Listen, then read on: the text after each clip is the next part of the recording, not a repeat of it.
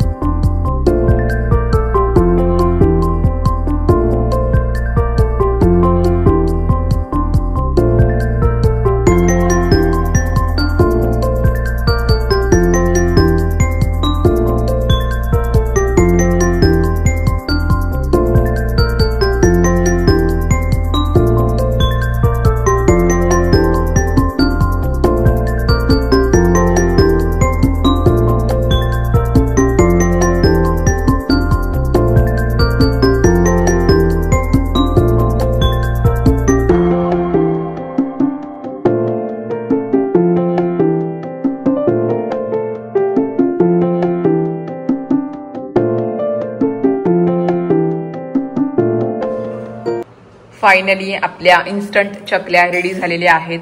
बघू शकताय कसल्या भारी झाल्यात. आवाज पण बघू शकताय, कडक एकदम मस्त झालेत की नाही? छान झाले. इन्स्टंट चकली रेडी आहे आणि कलर सुद्धा छान आलाय. त्या पॅकेटमध्ये सगळं होतं, तीळ पासून सगळं होतं, एक्स्ट्रा आपल्याला काहीच टाकायची गरज नाही. मीठ पण नाही टाकलं, नाही मसाला टाकला, हे नाही, नुसतं पाणी टाकलं, नुसतं पाण्याने ते मोहन करून मिक्स केलं पिठामध्ये. पण एक नंबर चकल्या ह्याला, आणि आम्हाला घरीच खायच्या आहेत, हे नाही. जरा घरामध्ये आता सण आहे म्हणून करायला पाहिजे ना, म्हणून. तर या अर्धा किलोच्याच आहेत, हे नाही. पॅकेट अर्धा किलोच होतं, अर्धा किलोच केलं पहिलं, पण मस्त झाल्या, परफेक्ट, अजिबात तुकडा वगैरे गळला नाहीये, छान आहे. तर या मंडळी चकली खायला. आणि मला फराळामधला सर्वात जास्त पदार्थ जो आवडतो तो म्हणजे चकली. मला चकली खूप जास्त आवडते. चकली आणि अनारसी सुद्धा मला आवडतात, पण चकली फेमस आहे, म्हणजे चकली एक नंबरवर येते.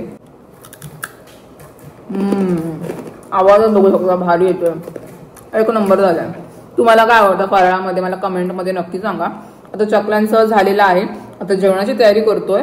आई भाजी कापते आणि आता लगेच पप्पा चिवडा बनवायला घेतील.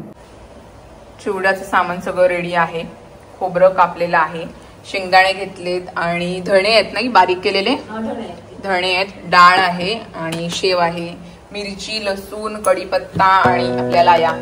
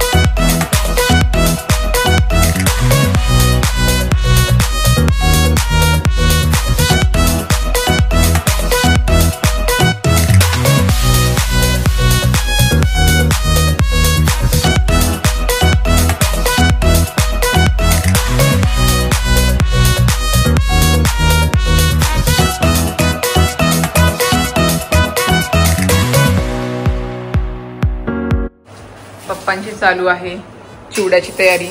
सगळं इकडे तळून घेतलेलं आहे. तर तेल टाकले, तेलामध्ये थोडी हळद टाकले आणि आपण त्या लाया आहेत जरा गरम करूया, म्हणजे पिवळा कलर येईल हळदीचा आहे ना त्या लायांना.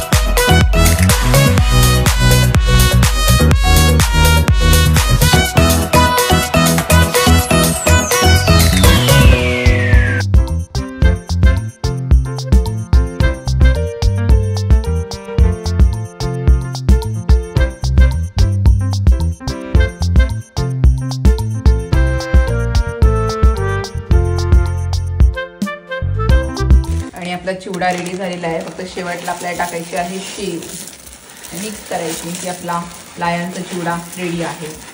ऐका आता मिक्स करूया. गरम गरम चिवडा मस्त. आणि आपला चिवडा फायनली रेडी झालेला आहे लायांचा.